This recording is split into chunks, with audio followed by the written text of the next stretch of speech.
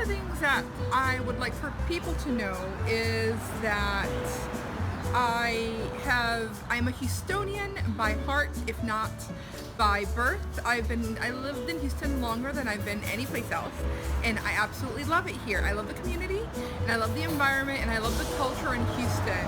And so I'm really, really glad that the work that I do helps me come into contact with so many different types of people in Houston.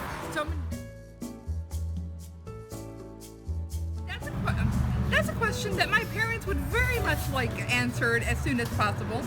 I knew that I wanted to go into public relations since I was in high school, and public relations is the ideal job. The ideal profession for me is that I get to do all the things that I love in a way that actually makes an impact for others. I get to write, I get to help help craft messages, and I get to go out and help communicate things to audiences and to the public in such a way that they actually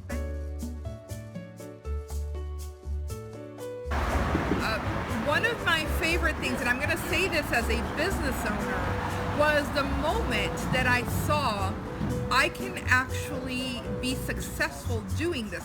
There's always this niggling, no matter how good you are, and no matter how many contacts you have, there's always this niggling fear. There's always this fear in the back of your mind that perhaps you can't run the business and be successful. And there's a moment where I saw that Big Oak Media was going to be a success, and that is one of my favorites of running the business. The difference in the world, because so there are all sorts of my favorite moments. It's just going to depend. You ask me next week, I might have a new favorite moment.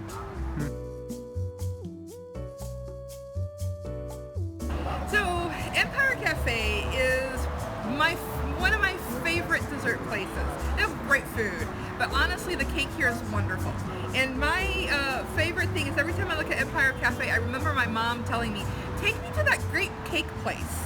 Because she could never remember the name, but she knew that was the place where they had the really great cake.